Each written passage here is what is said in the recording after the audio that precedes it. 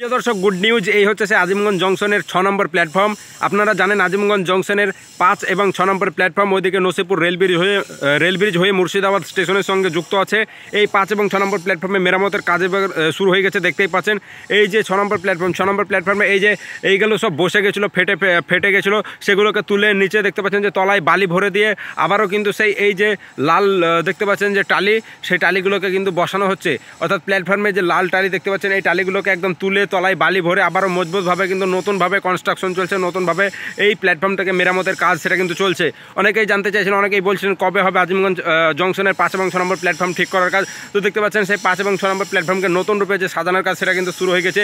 এই হচ্ছে সেই আজিমগঞ্জ জংশনের 5 এবং 6 নম্বর প্ল্যাটফর্ম দেখতেই পাচ্ছেন। তো আপনারা শুধু তাই না, আপনাদেরকে জানিয়ে রাখি, আজিমগঞ্জ জংশনে ইতিমধ্যে 5 এবং 6 নম্বর প্ল্যাটফর্মের মাঝে এই যে ট্রেনের কোচে জল ভরার যে পাইপ লাইন ফিটিংস হচ্ছিল, সেই পাইপ লাইন ফিটিংসের কাজ কমপ্লিট হয়ে গেছে। দেখতেই পাচ্ছেন এই যে লোহার প্যানেল বসিয়ে উপরে এই পাইপ দিয়ে একদম নল লাগিয়ে সেই ট্রেনের কোচে জল ভরা হবে। একদম এটাকে ফিটিংস করা হলো আজিমগঞ্জ জংশনের 5 এবং 6 নম্বর প্ল্যাটফর্মে। তো দেখতে পাচ্ছেন এখন যে আজিমগঞ্জ জংশনের 5 এবং 6 নম্বর প্ল্যাটফর্ম মেরামতের এই যে কাজ সেটা কিন্তু শুরু হয়ে গেছে। শুধু তাই নয়, এই যে দেখতে পাচ্ছেন এই পাইপ নিয়ে আসার কাজও শুরু হয়ে গেছে। মানে 5 এবং 6 নম্বর প্ল্যাটফর্মের জলের ব্যবস্থা শুরু হবে। এই যে জলের ফোয়ারা, এই যে দেখতে পাচ্ছেন এইসব জায়গাতে জল যাত্রীরা যে জল ইউজ করবে, এগুলো যে পড়েছিল এগুলো ঠিক করা হয়নি, কেননা আজিমগঞ্জ জংশনের 5 এবং 6 নম্বর প্ল্যাটফর্ম চালু ছিল না এতদিন। নসিপুর আজিমগঞ্জ দিয়ে ট্রেন চালু ছিল না, অবশেষে এবার চালু হচ্ছে নসিপুর রেলব্রিজ দিয়ে। সে মুর্শিদাবাদ স্টেশন থেকে আজিমগঞ্জ জংশন হয়ে আগামী দিনে উত্তরবঙ্গের দিকে যাবে ট্রেন, বা এই দিক থেকে আগামী দিনে এই 5-6 নম্বর প্ল্যাটফর্ম থেকে কলকাতা বা শিয়ালদার দিকে, রানাঘাট, কৃষ্ণনগরের দিকে যাবে ট্রেন।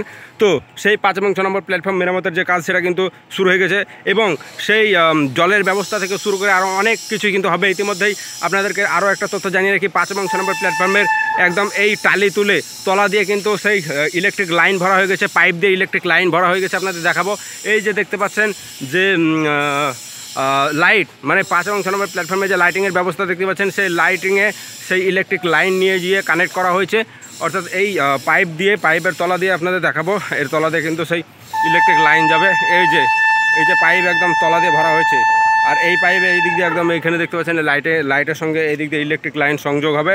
আর শুধু তাই নয়, এবং এই যে পাইপ সেটা তলা দিয়ে ভরে রাখা হয়েছে, কেননা আজিমগঞ্জ জংশনের 5 এবং 6 নম্বর প্ল্যাটফর্মে কোচ ইন্ডিকেশন ডিসপ্লে, অর্থাৎ কোন ট্রেন কোথায় যাবে, কোন ট্রেনের কোচ কোন জায়গায় পড়বে, এটাও কিন্তু হবে। এখন আপাতত 5 এবং 6 নম্বর প্ল্যাটফর্মে কোচ ইন্ডিকেশন ডিসপ্লে সম্ভবত বসার কোনো খবর নেই।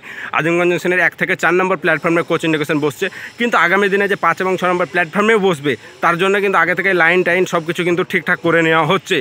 শুধু তাই নয়, ওই যে দেখতে পাচ্ছেন 5 নম্বর প্ল্যাটফর্ম, আর এটা হচ্ছে সেই 6 নম্বর প্ল্যাটফর্ম। পুরো প্ল্যাটফর্ম যেটা ঠিক করা হচ্ছে, একদম দেখতেই পাচ্ছেন।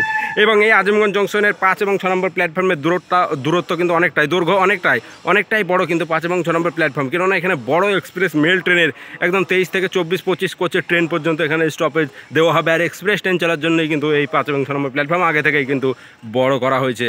শুধু তাই নয়, আপনাদেরকে আরও একটা তথ্য জানিয়ে দেবো। একদম আজিমগঞ্জ জংশনের এই ফুট ওভারব্রিজের পাশেই যে 6 নম্বর প্ল্যাটফর্মের এই সাইডে দেখতে পাচ্ছেন যে নতুন ভবন বিল্ডিং নির্মাণ হচ্ছে অমৃত ভারত প্রকল্পের।